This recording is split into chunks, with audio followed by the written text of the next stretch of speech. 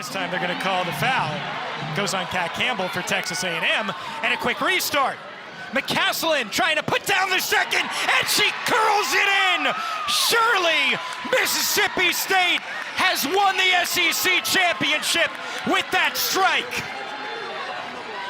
Knox, 15 assists this season, which leads the country. Sarepka, plenty of space, slots it back to Parker. One more touch. Back it goes to Sarepka.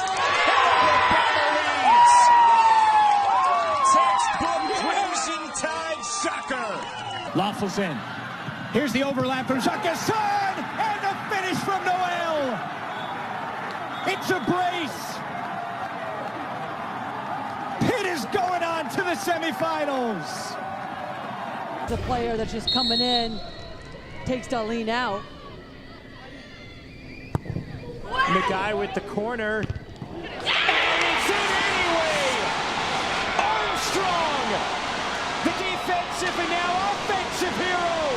Inside 10 minutes, North Carolina leads Duke! And Maddie Anderson is coming up to take it.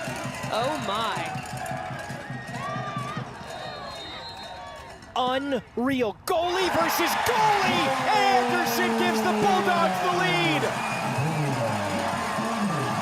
I don't believe what I just saw. I don't believe it. I really don't.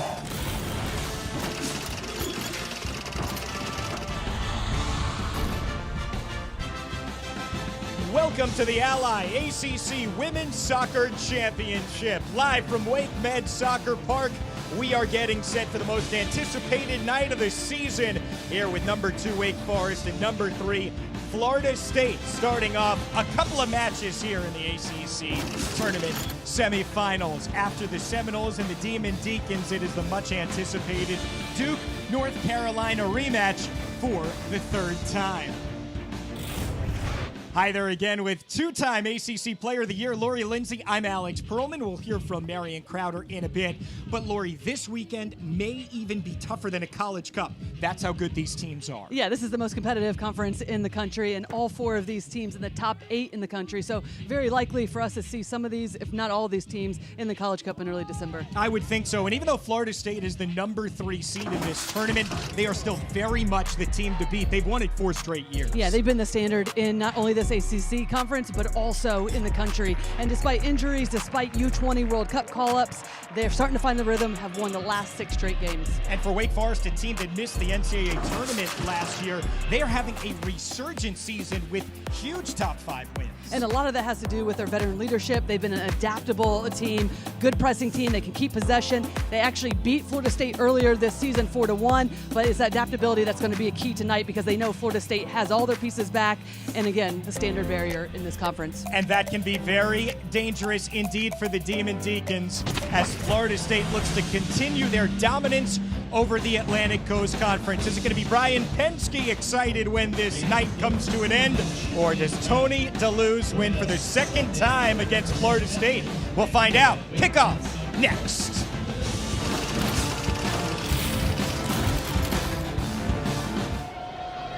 Be the difference. Huff headed back, head out and bound over the end line. And that's an area usually where Ron Ewai would be taking that. Anson Dorrance staying after being honored at halftime as he watches on.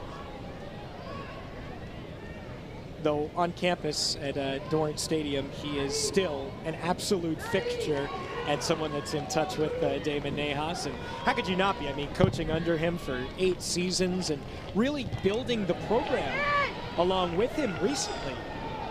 Team that won the ACC tournament back in 2019, though it's been all Florida State ever since.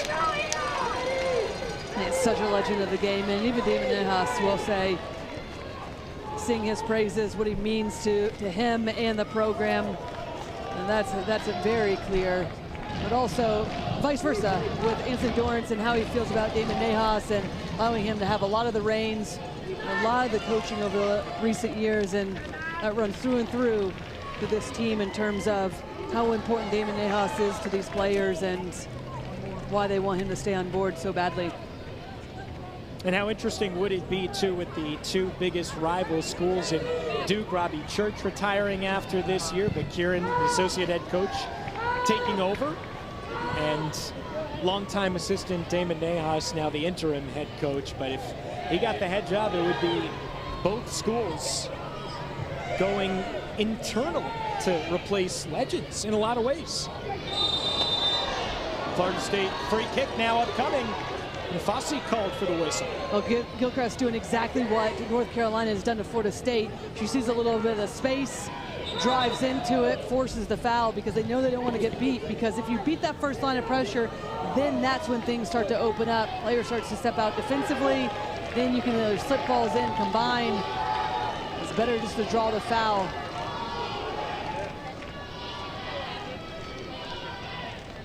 This is Gilchrist for Washington, bounds around. Darlene, Puerta now, backflip over to Washington, stay with Florida State. And I think there's opportunities right now as we're going to see Puerta enter onto the field now as a substitute for Florida State, but I think there's opportunities for Florida State to find moments just to put that ball down instead of floating it in and creating a hopeful opportunity. Get the ball down, move it quickly, because this game has been played, the second half specifically. Puerta taken down in the box, and Florida State's going to have a penalty. And I was just about to say, create the tempo that they want to play. You can see the angst on De La Rose. She knows that she's brought down Puerta. Puerta just coming on for touches of entering this field. There it is right there, Puerta. And we mentioned her being more attacking minded, how she's different. Del Rose immediately to her knees.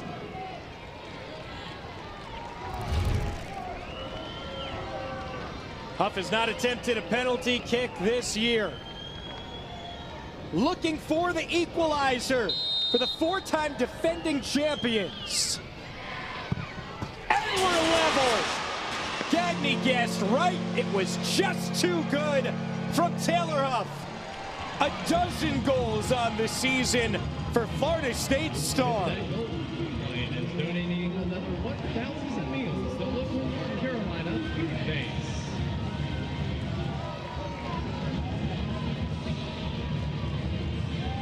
On a much needed goal from Florida State, because as I was mentioning, it's felt like North Carolina has had control, playing the tempo they want to.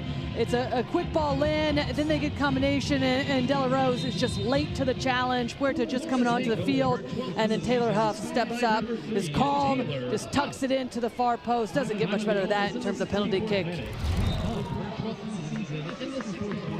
And immediately, Lori, the first possession that Florida State has since Puerta comes on, she makes an impact. Yeah, and it forces the late challenge from De La Rose inside the box. She knew it immediately with the reaction, but well done for Florida State to continue to find moments. Puerta's played multiple levels of the U.S. national team youth system. Only 17 years old. She had to reclassify to join the team this year. And what a shock it must have been to her system, because she was homeschooled and coming into a massive university at Florida State in Tallahassee.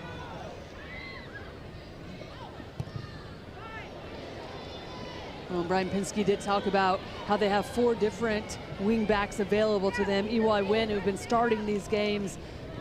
EY, the one that went down with injury, so now down to 3. But Puerta, Suarez, 2 that typically come off the bench, and add a little bit more in the way of attack. Right timing for Brian Pinsky, not only to draw the foul, but also just to bring somebody on that's going to create a little bit of a higher tempo, help into the attack. Well, and he told us he wanted to see more from his wingbacks. He thought that that was a real key to unlocking the back 3 now of North Carolina. And do you think that he has gotten that? I think we're starting to see it more. Puerta's actually playing in more of an attacking midfield role, but she can play out wide as well. Suarez on this near side. But yes, I mean, you want to get players on that are willing to take risks, that are not afraid to go 1v1, find those moments, and can't just sit back when you're trailing.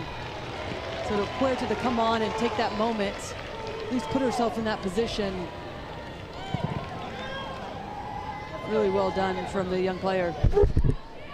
This feels very much like a cup match with two heavyweights landing blows every step of the way. And I have a feeling we're not quite done. Huff. Pass was deflected. Dudley does track it down, and some numbers moving forward to join her. Dudley has some space in the box. Dudley floats it in. It took a deflection, and that's off of Armstrong for a Florida State corner.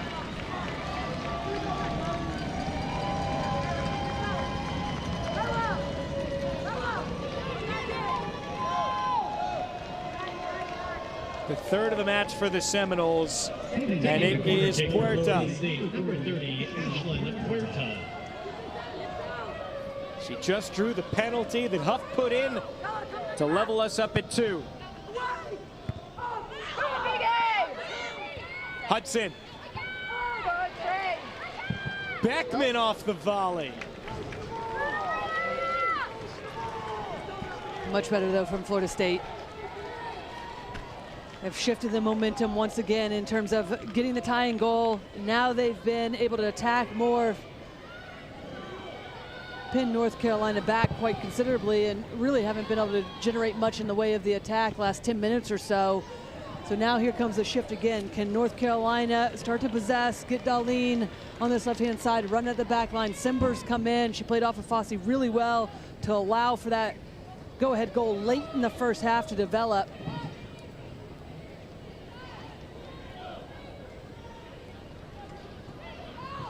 This is for it all. The ACC Tournament Championship is on the line here in Cary, North Carolina. Bella Sember now, the senior, whipped into the box. That's dealt with by Wynn.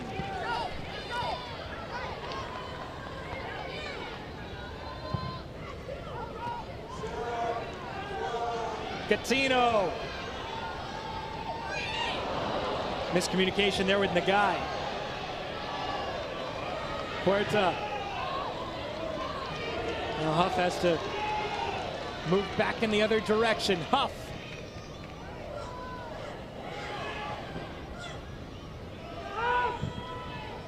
Firing it in, looking for Dudley. Dudley. Hudson!